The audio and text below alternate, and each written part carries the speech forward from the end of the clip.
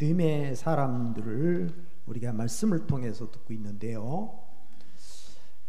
아브라함의 믿음에 대해서 이제 말씀을 드렸고, 우리 아브라함까지. 근데 이제 사라가 여기 등장을 하게 됩니다. 보통 사라에 대해서. 그래서 이 사라를 왜 여기다가 등장을 시켰을까? 그래서 이번에 이 사라에 대해서 말씀을 전할까, 좀 넘어갈까 그러다가 사라에 대해서 좀 한번 말씀을 좀 듣고 가는 것이 좋겠다. 그래서 사라에 대해서 준비를 했습니다. 이 부분에 대해서 사라의 믿음. 왜 그러냐면 아브라함이 믿음의 조상이라면 사라는 믿음의 어머니예요. 믿음의 어머니. 너무너무 귀한 거예요. 아브라함은 사라가 없었다면 아브라함의 역할을 다 할 수가 없어요. 가정에서도 마찬가지죠. 가정에서도. 우리 교회 사역도 마찬가지예요. 목사님이 사역을 하는 데 있어서 사모님의 역할이 얼마나 중요한지 몰라요. 우리가 넓게 보면 교회라고 하는 것, 교회. 그래서 광약교회는요, 어머니 같은 교회예요. 어머니 같은 교회. 그러니까 그 역할이 굉장히 중요한 것이죠. 사라에 대해서, 사라의 믿음에 대해서 좀 우리 성경을 통해서 한번 보겠습니다. 그래서 좀 스토리식으로 우리 내용을 쭉 보면서 여기에서 우리가 받아야 될 말씀들을 교훈을 받으려고 합니다. 먼저 사라의 삶의 모습을 한번 찾아보겠습니다. 이 사라의 삶의 모습, 사라가 어떤 삶을 살아갔는가, 그의 환경, 그의 상황을 우리가 좀 보아야 될 것 같습니다. 먼저 창세기 11장 30절을 보겠습니다. 우리 같이 한번 읽어보겠습니다. 사라는 임신하지 못함으로 자식이 없었더라. 지금 하나님께서 아브라함을 부르실 때에 약속한 게 있습니다. 하나님이 아브라함에게 너는 너의 고향과 친척과 아버지의 집을 떠나 내가 네게 지시할 땅으로 가라. 내가 너로 큰 민족을 이루고 네게 복을 주어 네 이름을 창대하게 하리니 너는 복이 될지라. 땅의 모든 족속이 너로 말미암아 복을 얻을 것이니라 하셨다는 거예요. 자, 지금 사례는 이 현실이었대요. 임신하지 못함으로 자식이 없었더라. 이런 상황인데 하나님은 그에게 자손들을 번창해주고 그에게 그 후손들을 통해서 복을 주신다는 거예요. 이게 신앙인으로서 견디기 어려운 일이죠. 어려운 일. 자, 믿음이라는 게 뭐냐? 믿음이라는 게 보지 못하는 걸 보게 하시고, 바랄 수 없는 것을 바라게 하시고, 할 수 없는 것을 하게 하는 거라고 그랬어요. 믿음의 사람들이 다 이 난관을 극복한 거예요. 이걸 다 이겨낸 겁니다. 사라에게 있어서 지금 이 난관들을 극복해야 될 과정들이 있는 겁니다. 자, 창세기 12장 12절 13절 한번 더 보겠습니다. 우리 같이 한번 읽어보시죠. 애굽 사람이 그대를 볼 때에 이르기를 이는 그의 아내라 하여 나는 죽이고 그대는 살리니 원하건대 그대는 나의 누이라 하라. 그러면 내가 그대로 말미암아 안전하고 내 목숨이 그대로 말미암아 보존하리라 하니라. 지금 흉년이 들었습니다. 기근이 들었습니다. 지금 하나님의 약속의 말씀을 듣고 가나안 땅으로 가는데 지금 기근이 들어서 애굽으로 내려갑니다. 애굽으로 내려가는데 지금 아브라함의 위기가 온 거예요. 이 아브라함의 위기가 뭐냐면 아내가 아름다워서 그 당시의 왕이 자기 아내를 데려가면 빼앗길 수밖에 없어요. 그리고 자기 목숨이 위험하게 되는 거예요. 어떻게 보면 비겁하죠. 그런데 이 현실에 가장 힘든 사람이 누굽니까? 사례입니다. 사례는 지금 현실적으로 하나님의 약속을 받았지만, 아브라함을 따라서 떠났지만, 하나님의 약속을 받았지만 지금 사례가 큰 위기를 당하는 겁니다. 현실적으로 하나님이 자녀를 주시지 않았고, 또 하나는 뭐예요? 지금 생명의 위협을 받게 되는 겁니다. 그래서 이 사례는 결국 바로의 궁정에 불려가게 됩니다. 어떻게 보면 가정이 파탄날 수 있는 거죠. 목숨이 위험을 느낄 수 있는 상황입니다. 그러나 여호와께서 바로와 그 집에 큰 재앙을 내리셨다고 그랬습니다. 그래서 사례를 구원해 내십니다. 위기에서 하나님이 그를 구원해 내신 거죠. 또 한 번 위기가 옵니다. 14장에 가면 그돌라오멜의 연합군과 소돔 왕의 전쟁으로 인해서 소돔 왕이 패하게 됩니다. 전쟁에서. 다 잡혀가게 되죠. 그리고 그의 아브라함의 조카 롯이 거기 잡혀가게 됩니다. 그런데 하나님께서 이 아브라함에게 지금 이 자기 조카 롯을 찾아올 수 있는 힘을 주셨어요. 근데 찾아왔는데 그 전쟁에서 지금 포로로 잡혀간 자들을 다 데리고 왔지만, 그러나 이제 공포 속에 있는 겁니다. 위협 속에 있는 겁니다. 그럴 때 하나님이 그에게 나타나시는 거예요. 자, 이때 상황을 가만히 생각해 보세요. 이 아브라함만 공포를 느끼는 것이 아니라 사례도 또한 위협을 느끼게 되는 거죠. 사업을 하는 분들이 사업을 하다가 어려움을 당하면 결국은 가족들도 함께 고통을 받게 되는 거죠. 근데 그때에도 그런 위기를 또 당했는데 그때 하나님이 다시 또 나타나십니다. 창세기 15장 1절 2절을 보겠습니다. 같이 한번 읽어보시죠.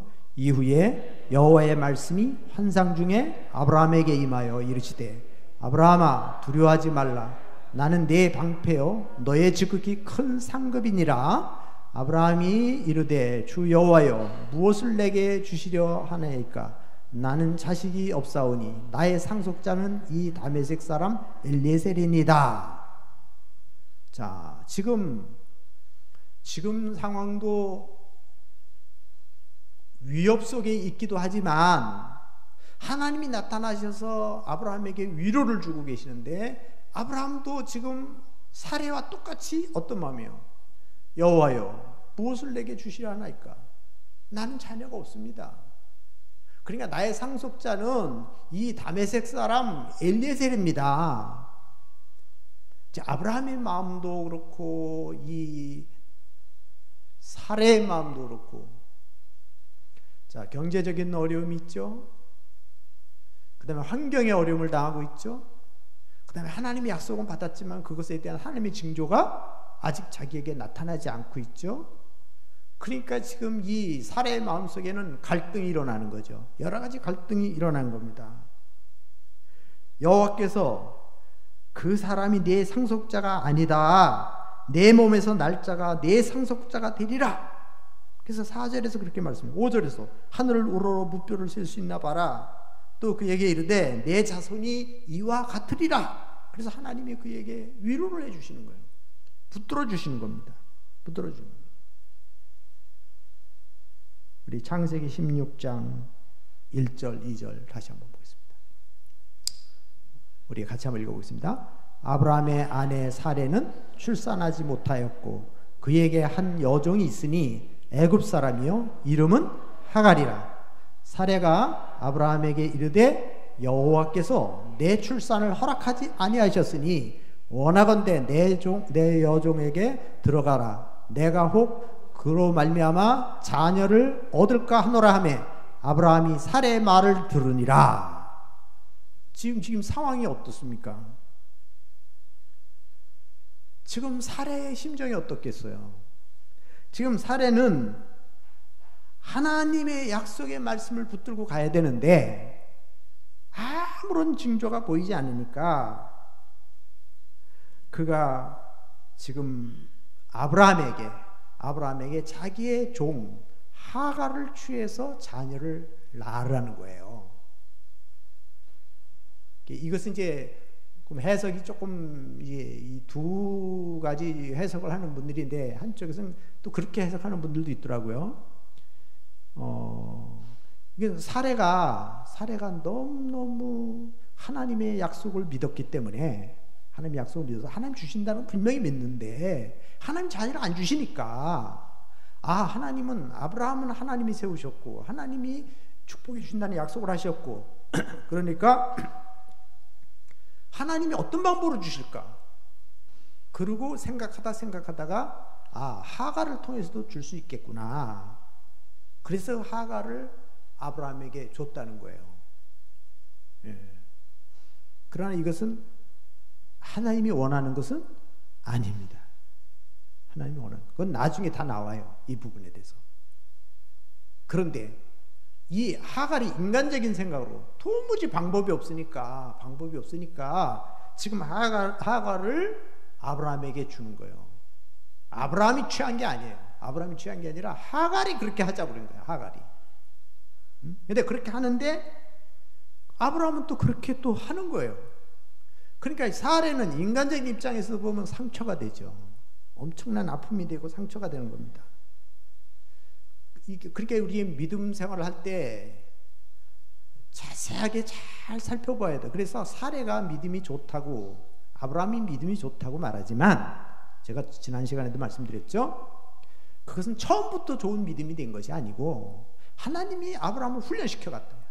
아브라함이 아브라함 되도록 하나님이 만들어 가셨다 이 말이에요.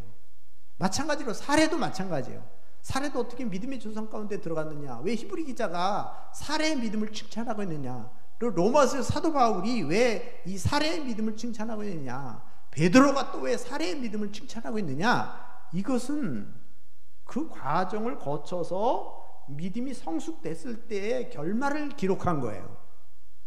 마지막에 그것을 기록한 것이, 이 과정은 지금 우리 창세기를 통해서 보면 사례의 마음이 흔들리고 있는 거예요. 사례의 마음이 흔들리고 있는 거예요. 자, 이것은 우리에게 뭘 가르쳐 줍니까? 정신 똑바로 차리고 하나님의 약속 붙들고 흔들리지 말고 끝까지 가라는 거예요. 끝까지 가라는 거예요. 인간적인 생각 앞세우지 말라는 거예요. 인간적인 생각을 앞세우면 그것 때문에 나중에 눈물 흘리게 되고, 그것 때문에 상처를 받게 되고, 그것 때문에 후회하게 된다 이 말이에요. 나중에는 하갈을 쫓아내잖아요. 나중에는 어떻게 합니까? 이스마엘을 쫓아내는 거예요. 그런데 지금은 이것이 하나님의 뜻같이 보이는 거예요. 이렇게 해서 하나님의 뜻을 이뤄보고 싶은 거예요. 우리 인간이 성급하면 안 돼요. 힘들어도 기다려야 돼요. 하나님의 뜻이 이루어질 때까지 기다리는 거예요. 그러려면 말씀 붙들어야 됩니다. 하나님께 무릎 꿇고 기도를 해야 됩니다.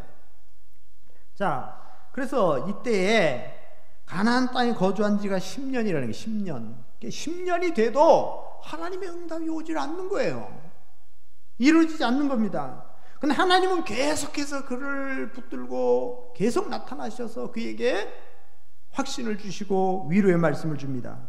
아브라함이 하갈과 동침하여 임신함에 그의 여주인을 멸시했다는 거예요. 여주인을. 그러니까 무슨 얘기냐면 아브라함에게 하갈을 줬어요. 그랬더니 임신을 했어요. 그런데 이 하갈이 종입니다. 누구의 종이냐면 이것도 사라의 여종이에요. 근데 사례를 무시하는 거예요. 쉽게 말하면 뭐 여러 가지, 얼마나 이게 막 고통스럽고 아프겠어요. 이게 마음이.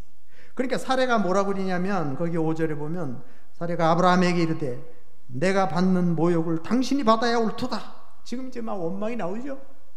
막 고통스러우니까 너무, 내가 나의 여종을 당신의 품에 두었거늘 그가 자기의 임신을 알고 나를 멸시하니 당신과 나 사이에 여호와께서 판단하시기를 원하노라. 여호와께서. 그러니까 이 사례는 10년이 지나도 이게 지금 하나님의 어떤 게 보이지 않고, 그래 인간적인 생각으로 하갈을 지금 아브라함에게 줬는데 임신을 하고 나서 자기를 멸시하고 무시하고 있죠. 자, 그래서 16절에 가보면 하갈이 이스마엘을 낳았을 때, 이 낳았단 말이에요. 이스마엘을 낳았어요. 아브라함이 86세였더라. 이런 거죠. 이스마엘을 낳았어요. 자, 그래서 많은 분들이, 물론 그 시대에는 일부 다처 시대였기 때문에 그 주변에 그렇게 된 거는 틀림없어요. 그런데 문제는 뭐냐면 하나님의 약속을 믿는다면 이렇게 하면 안 되는 거예요. 그럼 반드시 아브라함을 통해서 이 사라를 통해서 자녀를 주겠다고 그랬어요. 하나님이 계속해서. 자, 이제 이후에 13년이라는 세월이 흘러갑니다. 지금 10년이 지났어요. 75세에 부름을 받아서. 근데 지금 10년 동안 너무너무 힘들고 어려운 과정을 거쳐오는 거예요. 위기를, 경제적인 위기를, 생명의 위기를, 하가를 통해서 멸시를 받고 지금 굉장히 고통을 받고 이런 과정을 오게 됩니다. 그런데 그때마다 하나님이 나타나셔서 그에게 계속 말씀을 합니다. 그런데 지금 아브라함이 하가를 취하고 나서 이스마엘을 낳고 나서는 13년 동안 하나님의 음성이 끊어져 버려요. 하나님의 방법을 취하지 않으면 이게 답답한 거죠. 그런데 99세 때에 다시 나타납니다. 하나님이 다시 나타납니다. 이게 창세기 17장에 가보면 다시 아브라함이 99세 때 여호와께서 아브라함에게 나타나서 언약을 확인시켜 줍니다. 거기에 5절에 이렇게 말합니다. 이제 후로는 내 이름을 아브라함이라 하지 아니하고 아브라함이라 하리니 이는 내가 너를 여러 민족의 아버지가 되게 함이니라. 또 언약을 주시고 할례를 행하라. 이렇게 얘기를 해요. 그러니까 99세 때 나타나시는 거예요. 이게 어떻게 보면, 그래서 또 어떤 분들은 이걸 뭐라고 얘기하냐면 우리 김희보 교수님 같은 경우는 이건 하나님의 징계라는 거예요. 징계. 어떤 부분에. 그러니까 여러분 제일 답답한 때가 언제냐면 하나님의 음성을 못 들을 때예요. 우리가 죄를 지면 하나님의 말씀이 은혜가 되지 않아요. 성령께서 우리의 마음에 새로운 은혜를 주시지 않아요. 우리 기도를 해도 기도가 하나님께 상달되는 것 같지가 않아요. 그러니까 뭐냐면 하나님의 진리를 따라서 살아야지, 하나님의 말씀을 따라서 살아야 되고, 그 다음에 하나님의 약속을 믿고 기다리고 그 길을 가야지. 만약에 이 지금 아브라함처럼 사라처럼 하가를 취해서 이스마엘을 낳을 때는 하나님 기뻐하시는 게 아니라 이 말이에요. 이것이 결국은 뭐예요? 하나님과의 관계가 단절되는 거예요. 근데 왜 99세 때 하나님이 다시 나타나셨느냐? 약속 때문에 그런 거예요. 약속 때문에. 약속 때문에. 우리가 한번 구원받은 영혼 하나님이 끝까지 책임져 주신다. 끝까지 책임져 주시죠, 하나님이. 그러나 우리가 잘못된 길을 가면 영적인 관계가 하나님 앞에 끊어지는 거예요. 그럼에도 불구하고 우리를 징계를 하셔서 회개하게 만드시고 하나님의 나라 갈 때까지 우리를 책임져 주시고 붙들어 주시는 거예요, 하나님이. 그런데 제가 항상 말씀드리지만 하나님은 영원히 함께 하신다는 거, 우리와. 죄를 지어도 함께 하시고 순종을 해도 함께 하시고. 그런데 죄를 지며 함께 하시는 하나님은 뭐예요? 징계하시고 매를 들고 함께 하시는 하나님이고, 순종할 때 함께 하시는 하나님은 뭐예요? 우리에게 형통케 하시고 우리를 축복하시는 하나님이라 이 말이죠. 그래, 예수 믿고 거듭나도 우리가 하나님의 말씀대로 살 수가 있고, 우리는 죄를 지으며 살 수가 있어요. 죄를 지으며 살 수가 있다는 거예요. 그래서 우리가 깨어서 기도하는 거예요. 우리가 말씀 붙드는 거예요. 하나님의 약속을 붙들고 가는 거예요. 성령의 도우심이 그래서 필요한 것이죠. 이런 부분에 대해서. 자, 다시 한번 우리 창세기 17장 17절을 보겠습니다. 17절 같이 한번 읽어보겠습니다. 아브라함이 엎드려 웃으며 마음속으로 이르되 100세 된 사람이 어찌 자식을 낳을까? 사람은 99세니 이제 90세니 어찌 출산하리요 하고, 아브라함이 이에 하나님께 아뢰되 이스마엘이나 하나님 앞에 살기를 원하나이다. 자, 지금 아브라함이 앞에는 엘리에셀이라고 그래서, 엘리에셀은 종이잖아요.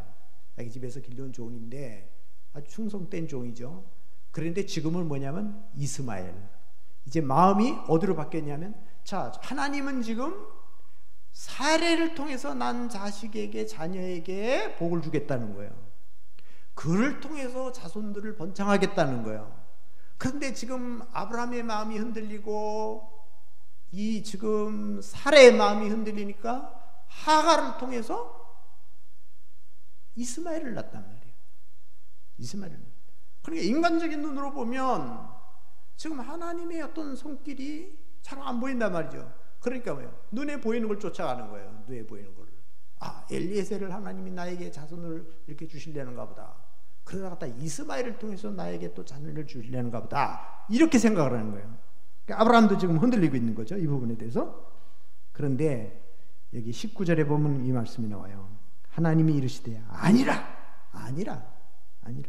내 아내 사라가 내게 아들을 낳으리니 너는 그 이름을 이삭이라 하라.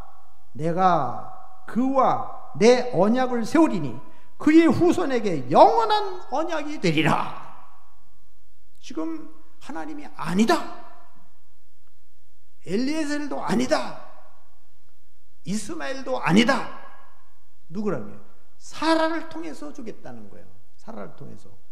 그리고 이름까지 지어줬어요. 이삭이라고. 얼마나 분명해요. 얼마나 분명합니까? 이게. 자, 사라의 반응을 한번 보겠습니다. 창세기 18장으로. 18장 11절, 12절.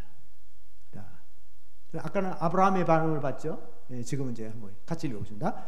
아브라함과 사라는 나이가 많아 늙었고 사라에게는 여성의 생리가 끊어진지라 사라가 속으로 웃고 이르되 내가 노쇠하였고 내 주인도 늙었으니 내게 무슨 즐거움이 있으리요? 예? 어때요? 지금 사라가 뭐 확실히 차 있습니까? 지금 아브라함도 그런 생각을 하죠. 지금 사라도 지금 뭐예요? 자기 속으로 생각하는 거예요. 아, 이제는 뭐요? 이제는 난 늙었다 말이에요. 예? 그리고 나는 이제 내가 무슨 즐거움이 있느냐, 무슨 즐거움이 있느냐 이 말을 하는 겁니다. 그런데 하나님은 다시 그에게 언약을 시켜준 거죠. 여기 자, 무슨 즐거움이 있으리요? 자, 거기 이제 8절에 그런 말씀을 해요. 하나님은 다시 그에게 확인을 시켜줍니다. 14절에 여호와께서 능하지 못한 일이 있겠느냐? 기한이 이를 때 내가 네게로 돌아오리니 사라에게 아들이 있으리라. 아들이 있으리라. 아브라함에게도 아니라 사라를 통해서 주겠다. 사라가 또 마음이 안 익혀지니까 하나님께서 너에게 주겠다. 아들을 주겠다. 그렇게 말씀하고 있는 거예요. 자, 또 위기가 한번 또 찾아오는데 그게 그랄 왕입니다. 그랄 왕. 예, 이게 이제 창세기 20장에 나오는 건데 20장 그 2절 3절에 보면 뭐냐? 그의 아내 사라를 자기 누이라 하였으므로 그랄 왕 아비멜렉이 사람을 보내어 사라를 데려갔다. 거기서도 또 지금 상황이 보세요. 지금 10년이 지나고 13년이 지나고 이제는 거의 100세가 돼가요. 이제 99세면 이제 다 왔잖아요. 1년 남았잖아요. 1년? 자, 1년 남았어요. 그런데 요 사이에 지금 하나님의 응답이 이루어지는데, 지금 또 다시 시험이 오는 거예요. 이 그랄에 가서 이 아비멜렉이 그 앞에 가서 또 아브라함의 마음이 약해지는 거예요. 그래서 또 거기서 아내를 또 내주고 말아요. 그런데 하나님이 그 밤에 하나님이 아비멜렉에게 현몽하시고 그에게 이르시되 내가 데려간 이 여인으로 말미암아 내가 죽으리라. 그는 남편이 있는 자라. 자, 우리 가끔씩 가다가요, 우리가 할 수 없는 때가 많아요. 기도해도 안 되고 막 몸부림쳐도 안 되고. 그런데 그럴 때 하나님의 은혜가 있어야 돼요. 하나님의 은혜가, 진짜 하나님의 은혜가 돼요. 우리가 할 수 있는 한계점에 왔을 때 그때 하나님의 도우심, 하나님의 위로하심, 이게 우리에게 필요한 거예요. 자, 믿음 생활하는 분들에게 있어서 우리는 어떤 때는 내가 열심히 노력을 해서 믿음으로 승리하는 것 같지만 어떤 때는 하나님의 은혜 없이는, 하나님의 도움 없이는 할 수가 없어요. 제가 그걸 제 제자 훈련하면서 많이 경험하는 건데, 아무리 아무리 가르치고 훈련시키고 아무리 해도요, 하나님의 은혜가 있어야 돼요. 하나님의 은혜 없이는 할 수가 없어요. 사람이 바뀌어진다는 게, 사람이 변화된다는 게 이게 머리로 되는 게 아니고 지식으로 되는 게 아니고, 그러니까 거기에 뭐야, 항상 보면 하나님의 은혜가 있어야 된다. 하나님의 은혜가 있어야 된다. 자, 위기가 다시 또 찾아온 거예요. 자, 그런데 하나님이 이제 지금 제가 아주 짤막짤막하게 아주 중요한 부분만 이렇게 찍어서 여러분들에게 말씀드려서 그렇죠. 아브라함은 25년이에요. 25년. 이 사례가 25년을 남편을 따라다니면서 이런 경험을 하게 되는 거예요. 그런데 이제 하나님의 응답이 옵니다. 하나님 21장 1절 2절에 보면 여호와께서 약속하신 대로 사라에게 아들을 주셨다는 거예요. 이삭을 주셨다는 거예요. 말씀하신 대로 주셨고, 또 말씀하신 대로 행하셨고, 그 다음에 하나님이 그 시기가 되어서 하나님이 그에게 주셨다는 거예요. 자, 우리 다시 한번 히브리서 11장 11절을 보겠습니다. 같이 한번 읽어보겠습니다. 믿음으로 사라 자신도 나이가 많아 단산하였으나 잉태할 수 있는 힘을 얻었으니 이는 약속하신 일을 믿으신 줄 알았습니다. 자, 지금 앞에 여러분들이 쭉 지금 이렇게 창세기를 통해서 여러분 들었던 말씀과 이 말씀을 딱 연결해 보세요. 지금 위기감을 느끼고 또 마음이 약해지고 거기다가 또 하가를 취하고 이스마엘을 낳고 또 그랄에 가서 또 아내를 뺏길 뻔하고 죽을 뻔하고 위기를 당하고 이런 과정을 겪으면서도 결국에선 하나님이 99세 때 나타나셔서 그에게 다시 주겠다, 내년 맞게 아들을 주겠다, 사라를 통해서 준다. 그래서 이삭이라고 하는 아들을 너에게 주겠다. 근데 이제 하나님이 21장에서 주셨으니, 그러면 여기 과정에선 우리가 생각할 때 어떻게 그런 사람이 이렇게 믿음의 조상이 될 수 있나, 어떻게 믿음의 인정을 받을 수 있나, 이렇게 생각될 수 있잖아요. 그런데 이 히브리 기자는 믿음으로라고 그랬어요. 믿음으로 사라가 자기 자신이 나이가 많아서 단산하였으나 잉태할 수 있는 힘을 얻었다. 무엇으로요? 믿음으로 얻었다는 거예요. 이는 약속하신 일을 신실하신 분인 줄 알았습니다. 믿었다는 거예요. 이 응답이 이루어진 겁니다. 자, 그러면 이 믿음의 조상이 된 이 사라, 열국의 어미가 되게 되는데, 여기에 대해서 우리 아브라함은 이런 겁니다. 왜 믿음의 조상이라고 부르는가? 제가 이제 사라를 왜 믿음의 조상으로 부르는가? 요거를 말씀드리기 전에 아브라함에 대해서 먼저 이제 말씀을 드린 겁니다. 그렇다면 어떻게 믿음의 조상이 됐느냐? 이거를 왜 아브라함에게 믿음의 조상이라고 부르는가? 이겁니다. 갈라디아서 3장 7절에 이런 말씀이 나요. 그런즉 믿음으로 말미암은 자들은 아브라함의 자손인 줄 알지어다. 아브라함의 자손인 줄 알지어다. 거기 8절에서는 이렇게 합니다. 또 하나님이 이방을 믿음으로 말미암아 의로 정하실 것을 성경이 미리 알고 먼저 아브라함에게 복음을 전하되 모든 이방인이 너로 말미암아 복을 받으리라 하였느니라. 이게 지금 사도 바울이 증언하는 거예요. 사도 바울이 거기에 9절에 이렇게 말합니다. 그러므로 믿음으로 말미암은 자는 믿음이 있는 아브라함과 함께 복을 받느니라. 그리고 26절에 이렇게 너희가 다 믿음으로 말미암아 그리스도 예수 안에서 하나님의 아들이 되었다는 거예요. 29절에는 너희가 그리스도의 것이면 곧 아브라함의 자손이요 약속대로 유업을 이을 자니라. 이렇게 얘기했어요. 자, 무슨 얘기냐면 지금 사도 바울이 지금 증언하는 건 이런 거예요. 아브라함을 이방 땅에서 불러냈죠. 불러내서 아브라함이 하나님을 믿게 됩니다.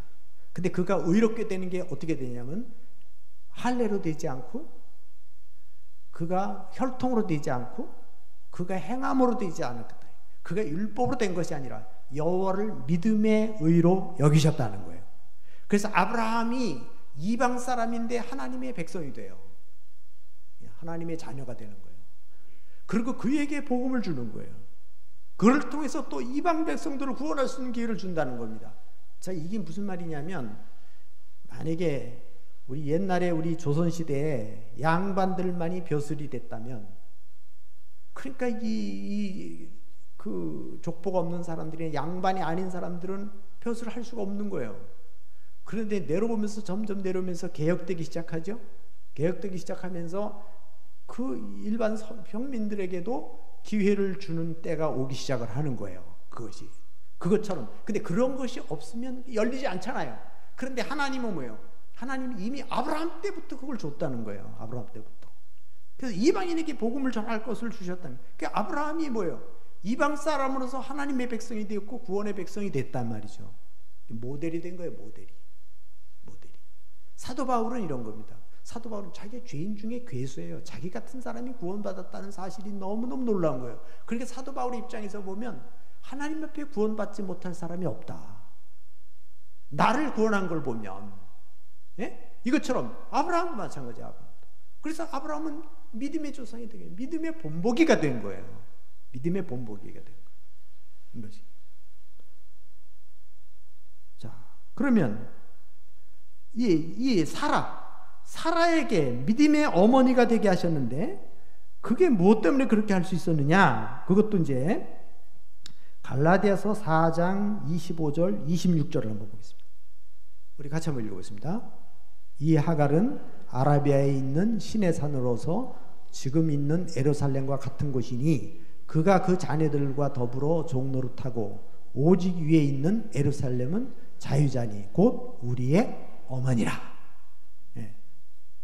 자, 여기서 보면 지금 하갈은 아라비아에 있는 시내산이라고 그랬어요. 시내산. 예? 시내산. 그래서 이걸 비유를 얘기한 겁니다. 비유로. 자, 무슨 얘기냐면 이런 거죠. 자, 여인이 둘이 있습니다. 아브라함에게. 하나는 누구예요? 하갈이고 하나는 사레예요. 사레인데 여기 하갈은 뭐냐? 하갈은 여종이에요. 여종. 이걸 육체를 따라 낳았다 그래요. 이스마엘을 지금 얘기하는 거예요. 자, 두 여인이 있어요. 하갈과 사레. 또 두 아들이 있습니다. 하나는 이스마엘과 이삭. 자, 이렇게 딱 보시면 돼요. 그러면 지금 사도 바울이 얘기하는 건 뭐냐면 여종을 통해서 낳았다. 누가? 이스마엘이. 육체를 따라서 낳았다. 육체를 따라서. 시내산이라. 시내산. 하갈입니다. 시내산. 하갈을 비유할 때 시내산이라고 하는 거예요. 그 다음에 예루살렘. 그래서 이 땅이 예루살렘이에요. 종노릇 한다는 거예요. 종노릇. 그러니까 종이기 때문에 자유가 아니에요. 자유가 없어요. 그러니까 거기는 기업을 받을 수가 없어요. 그런데 이 사례는, 이삭은 자유한 여자에서 난 거예요. 자유한 여자. 얽매이지 않는 자유한 여자.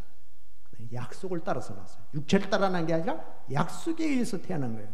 그 다음에 이건 새 예루살렘이에요. 새 예루살렘. 그래서 우리의 어머니라. 이렇게 표현했어요.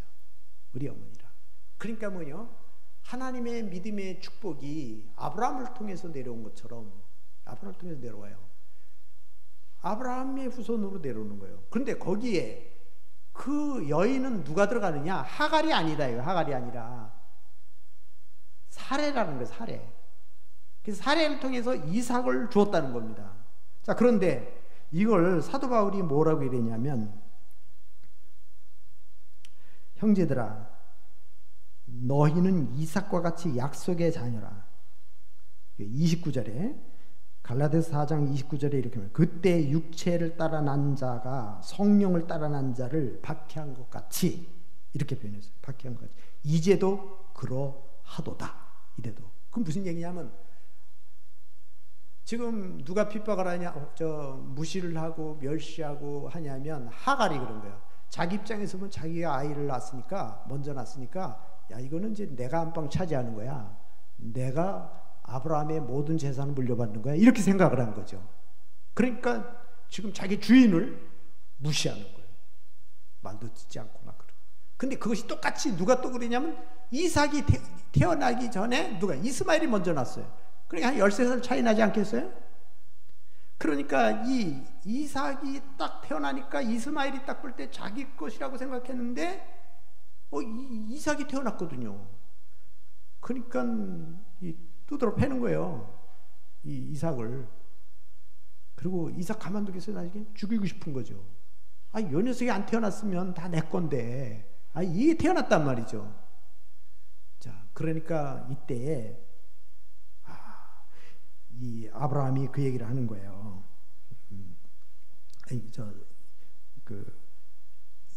사례가 뭐라 했냐면, 이를 지금 말도 안 듣고 나를 괴롭히고 그러니까 이를 쫓아낸다는 거예요. 하나님께서 그걸 쫓아내라고 그래요. 그래서 그 사도 바울이 갈라디아서 4장 30절에 뭐라 했냐면, 성경이 무엇을 말하느냐, 여종과 그 아들을 내어 쫓으라. 여종의 아들이 자유 있는 여자의 아들과 더불어 유업을 얻지 못하리라. 그래서 쫓아내라는 겁니다. 쫓아냅니다. 그런즉 형제들아, 우리는 여종의 자녀가 아니요 자유 있는 여자의 자녀니라. 자, 요거를 비유하면서 우리 창세기 17장 15절 16절 보겠습니다. 창세기 다 같이 한번 읽어봅니다. 시작. 하나님이 또 아브라함에게 이르시되 내 아내 사레는 이름을 사레라 하지 말고 사라라 하라. 내가 그에게 복을 주어 그가 내게 아들을 낳아주게 하여 내가 그에게 복을 주어 그를 여러 민족의 어머니가 되게 하리니 민족의 여러 왕이 그에게서 나리라. 자, 여기서 뭐래요? 지금 여러 민족의 어머니가 되게 해준다는 거예요. 누구를? 사례를. 그래서 사례를 사라로 이름을 바꿔주는 거예요. 이름을 사라로 바꿔주는 겁니다. 그리고 여러 민족의 왕들이 누굴 통해서 난다는 거예요? 사례를 통해서 난다는 거예요. 사례를 통해서. 이걸. 그러면 이게 이제 제가 지금 앞에 사도 바울의 얘기를 했어요. 사도 바울이 지금 사레하고 하갈을 비유했어요.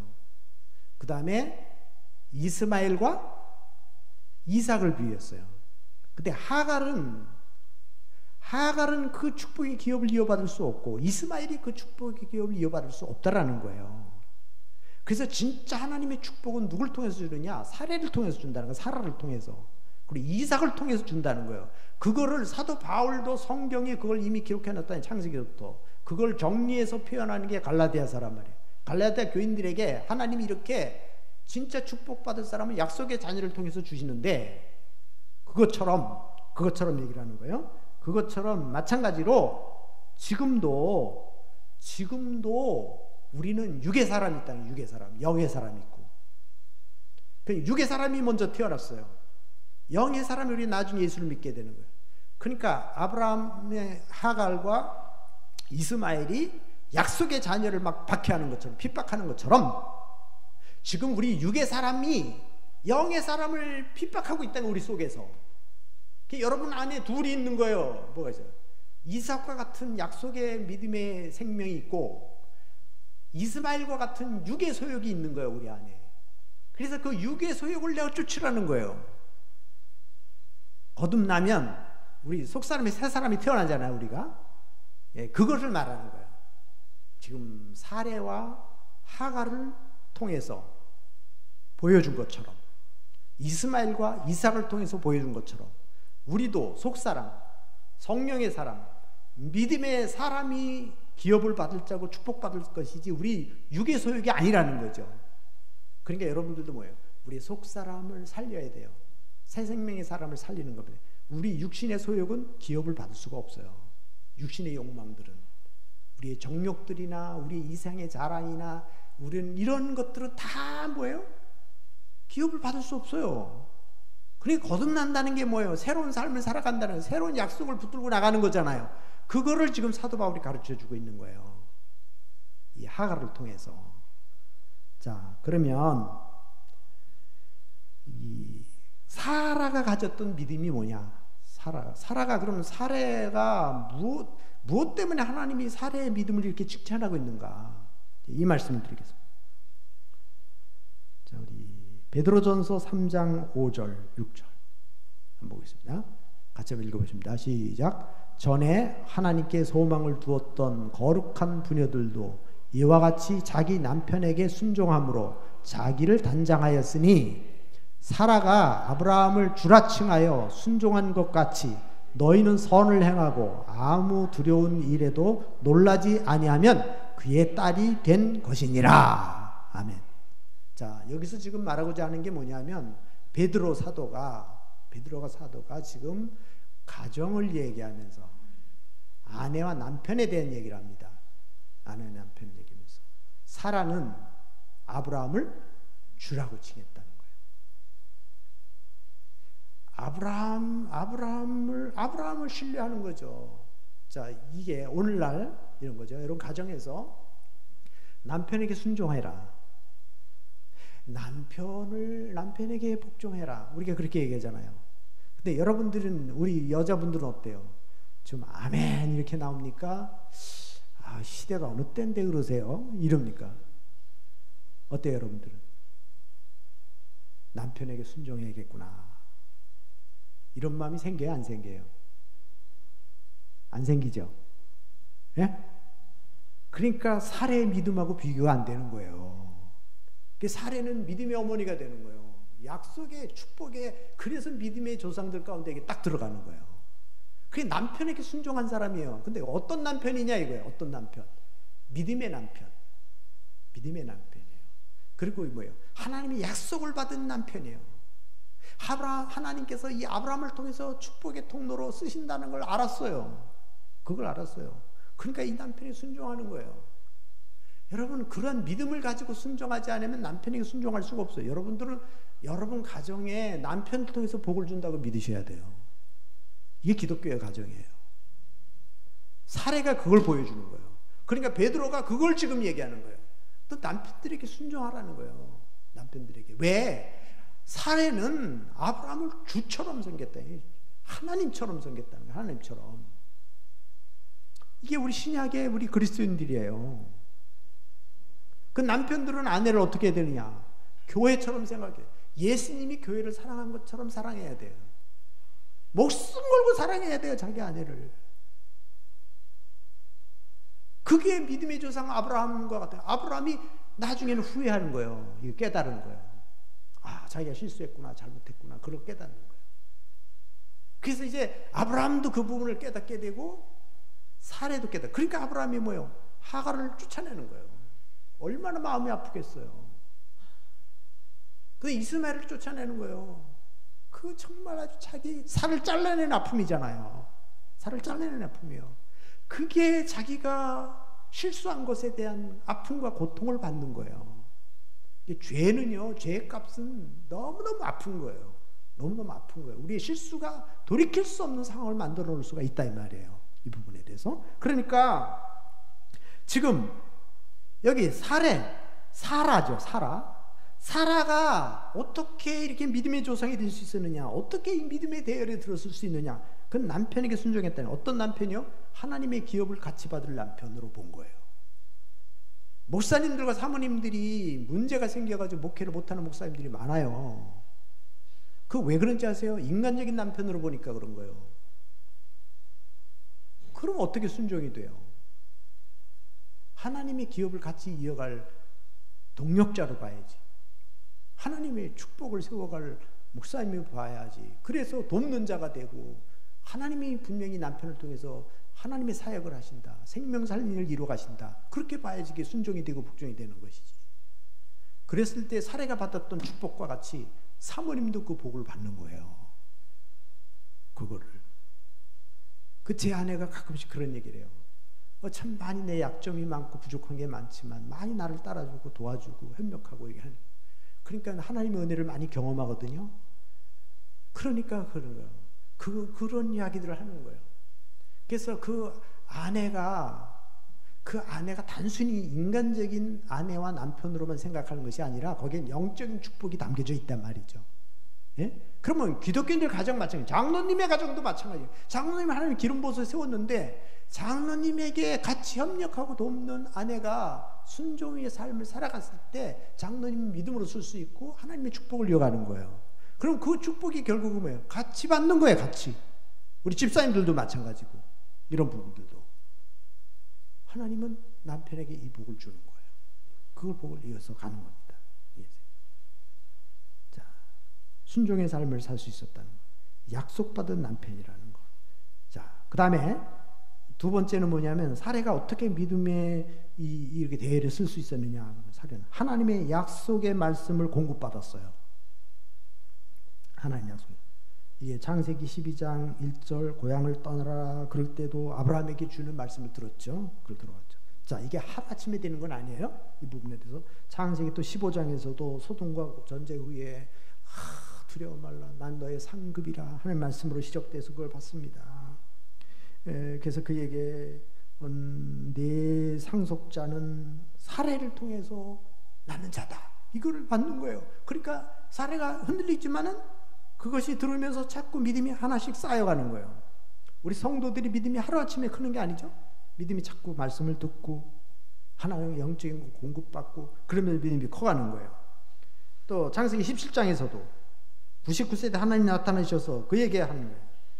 내 아내 사례는 이름을 사라라 하라. 그에게서 하나님이 아들을 주겠다. 그에게 복을 주겠다. 이 말씀을 계속 들어온 겁니다. 또 창세기 18장에서도 여호와께서 마물의 상수리 나무에 있는 그곳에 아브라함에게 나타나십니다. 그 나타나셔서 계속 또 내년 이맘때 주겠다라는 걸 계속 하는 겁니다.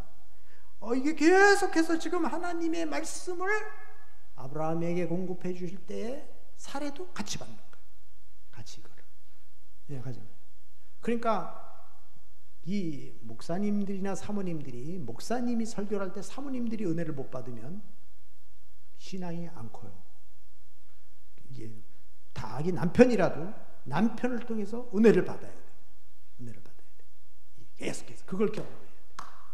장로님이 믿음이 있지만 그 장로님을 통해서도 그 부인들이 은혜를 받아야 돼요. 이게 굉장히 중요한 거예요. 자, 그러니까 지금 아브라함을 통해서 사례가 차츰차츰 말씀의 은혜를 받아가기 시작하는 거예요. 그러니까 견딜 수 있고 이겨낼 수 있고 믿음의 대열에 올라가게 되는 거죠. 그리고 어떻게 이 사례가 또 믿음에 이렇게 이 귀한 대열에 쓸 수 있었느냐? 하나님의 능력을 경험하면서 믿음의 훈련을 받았어요. 하나님의 능력을 경험하는 거예요. 그리고 믿음의 훈련을 받는 겁니다. 자, 이건 애굽에 내려갔을 때 경험을 했죠. 하나님이 구원해 주시는 걸. 그랄에 내려갔을 때 하나님이 구원해 주시는 걸 경험했죠. 아브라함에게 계속해서 하는 것을 경험하게 됩니다. 이거를 창세기 21장 1절 2절에 여호와께서 그에게 말씀하신 대로 사라에게 주셨고. 그리 이 최종적인 거는 이삭을 낳았을 때예요. 이 사라의 마음, 여러분 상상을 해보세요. 사라가 90세에 아들을 낳았다.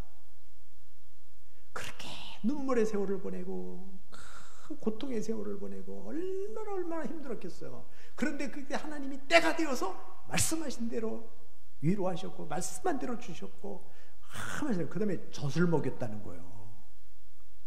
그러니까 능력을 주셨다는, 힘을 주셨다. 생산하는 능력을 주셨고 아브라함에게도 건강의 능력을 주셨고 그래서 생명을 주셨다는 걸 경험했어요.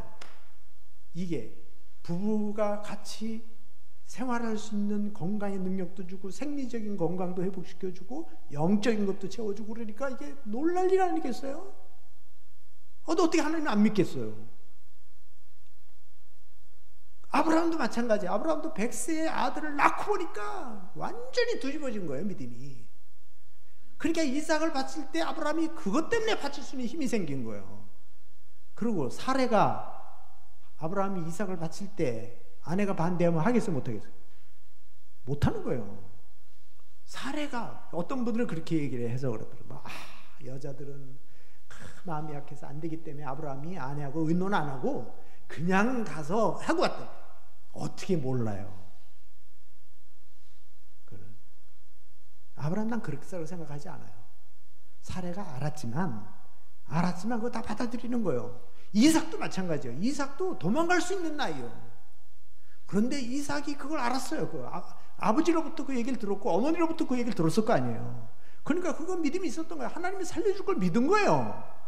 이게 그러니까 이 사라의 역할이 굉장히 어떻게 아브라함의 믿음을 이삭이 물려받을 수 있는 그 어머니의 역할이 중요한 거예요. 그래서 여기 지금 이 창세기 21장 9절 10절에 한번 봅시다. 자, 같이 읽어봅니다. 시작. 사라가 본즉 아브라함의 아들 애굽 여인 하갈의 아들이 이삭을 놀리는지라 그가 아브라함에게 이르되 이 여종과 그 아들을 내쫓으라. 이 여종의 아들은 내 아들 이삭과 함께 기업을 얻지 못하리라 하므로. 자, 지금 하갈이 아브라함에게 다시 요청하는 거예요. 근데 아브라함이 그 말을 들어요. 이제 깨달은 거잖아요. 그래서 이 하갈과 이스마엘을 쫓아내게 됩니다. 이것을, 그리고 그것은 하갈도 그걸 가슴 아파하면서 야, 내가 잘못했구나. 이게 인간적인 생각이었구나. 그걸 깨닫고 아브라함도 이게 잘못된 거구나. 그거를 깨닫는 겁니다. 이게 믿음이 어떤 걸? 하나님의 능력을 경험하면서 그리고 믿음의 훈련을 쌓아가면서 시행착오했던 것들을 깨달아져 가는 거예요. 이런 부분들이 갈라디아서에서도 그걸 얘기를 하고 아까 말씀드린 대로 이건 뭐 다시 언급 안 해도 알지만 이게 쭉 내려온 겁니다. 자, 그리고 우리 다시 로마서로 내려갑니다. 로마서 4장 19절부터 22절. 자, 우리 사도 바울이 지금 이야기하고 있는 거예요. 같이 읽어보겠습니다. 시작. 그가 100세나 되어 자기 몸이 죽은 것 같고 사라의 태가 죽은 것 같음을 알고도 믿음이 약하여지지 아니하고, 그 다음에 믿음이 없어 하나님의 약속을 의심하지 않고 믿음으로 견고하여져서 하나님께 영광을 돌리며 약속하신 그것을 또한 능히 이루실 줄을 확신하였으니 그러므로 그것이 그에게 의로 여겨졌느니라. 이 말씀 제가 준비하면서 참 은혜를 많이 받았어요. 제가 이 사례에 대해서는 아무것도 없었어요. 제가 다시 다 준비한 거예요. 다른 거는 내가 자료들이 좀 있었는데, 근데 이거 하면서 여기서 참 놀라운 은혜를 받은 거예요. 자, 우리가 창세기 15장에서는 하나님을 믿음의 의로 여기셨더라 그렇게 얘기를 했어요. 하나님 믿음의 의로 여기셨더라 그렇게 얘기했는데, 여기서는 뭐예요? 아브라함이 바랄 수 없는 중에 바라고 믿었으니, 그죠? 믿었으니. 또 뭐예요? 100세나 되어 자기 몸이 죽은 것 같고 사라의 태가 죽은 것 같음을 알고도 믿음이 약해지지 않았다는 거예요. 약해지지 않냐고. 믿음이 없어 하나님의 약속을 의심하지 않고 믿음으로 견고해져서 하나님께 영광을 돌리며 약속하신 그것을 또한 능히 이루실 줄을 확신하였으니, 확신이 거기서 22절. 그러므로 그것이 그에게 의로 여겨졌느니라. 여기서는 뭐예요? 지금 다르죠? 앞에서는 믿는 거 하나만 갖고 됐는데 이제는 뭐예요? 훈련되어진 과정들을 통해서 결단하고 믿고 의지하고 흔들리지 않고 그랬을 때 그걸 의로 여겼다는 거예요. 그러니까 아브라함의 믿음이 인정받은 거, 그 다음에 사라가 믿음이 인정받은 것은 그냥 된 게 아니에요. 제가 항상 말하지만 이분들이 실수가 많고 허물이 많은 사람들인데 하나님의 은혜로 됐다. 은혜로 됐다. 근데 그 은혜와 함께 뭐가 있어요? 믿음이 자라는 거예요. 믿음이 자라가는 거. 제가 여러분에게 로마서 할 때 첫 시간에 말씀드렸죠. 은혜와 평강 얘기할 때 은혜는 예수 믿음으로 거저받는 거고, 평강은 뭐예요? 구원받은 사람이 누리는 기쁨이다. 그 누리는 기쁨인데 그것은 우리의 노력이 필요하다. 우리의 기도가 필요하고 말씀이 필요하고 훈련이 필요하고 성령 충만이 필요하다는 말이에요. 그래야 기쁨을 누리는 거예요.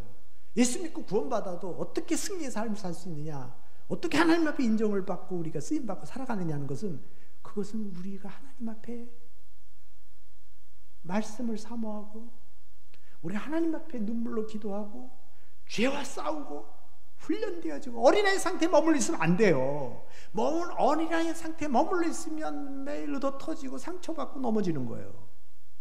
이게. 그러니까 아브라함 얻어 터지잖아요. 실수하고. 사라도 얻어 터지고 실수하잖아요. 근데 그런 과정을 빨리 넘어가야 된다. 이게 넘어가야 된다. 언제까지? 인정받을 때까지. 하나님 앞에 인정받을 때까지. 인정받을 때까지. 여러분들도 지금 그 과정을 겪는 거 아니에요? 머물러 있으면 안 된다 이 말이에요. 빨리 성장해야지. 빨리 일어나야 된다 이 말이에요. 일어나야 된다. 언제까지? 하나님께 인정받을 때까지. 시행착오 한 거, 야 이건 이렇게 하면 안 되겠구나. 아 이건 우리 잘못된 거로구나. 이렇게 하지 말아야지.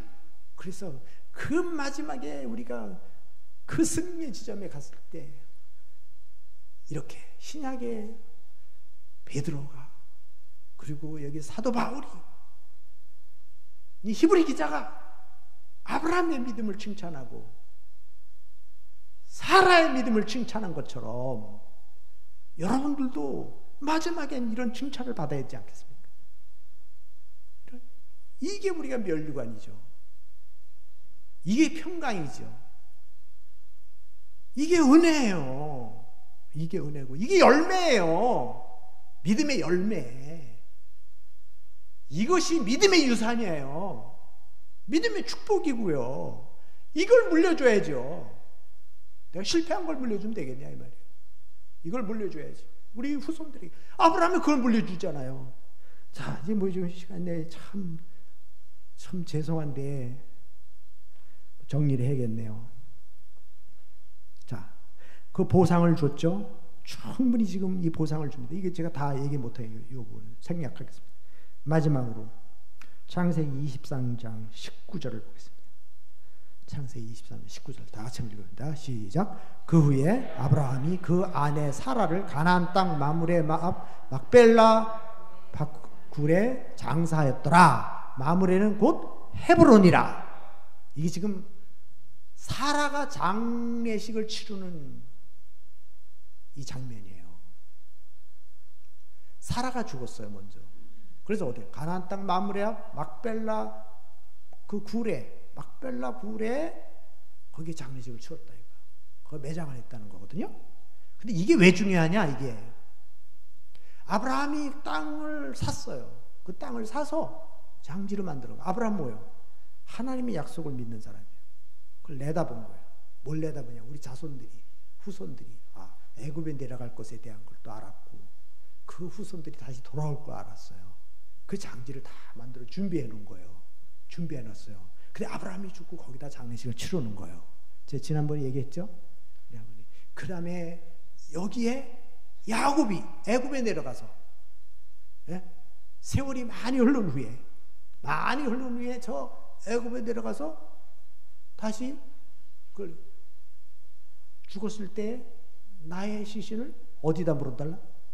저 아브라함이 묻힌, 사라가 묻힌 저곳에 내 뼈를 묻어달라.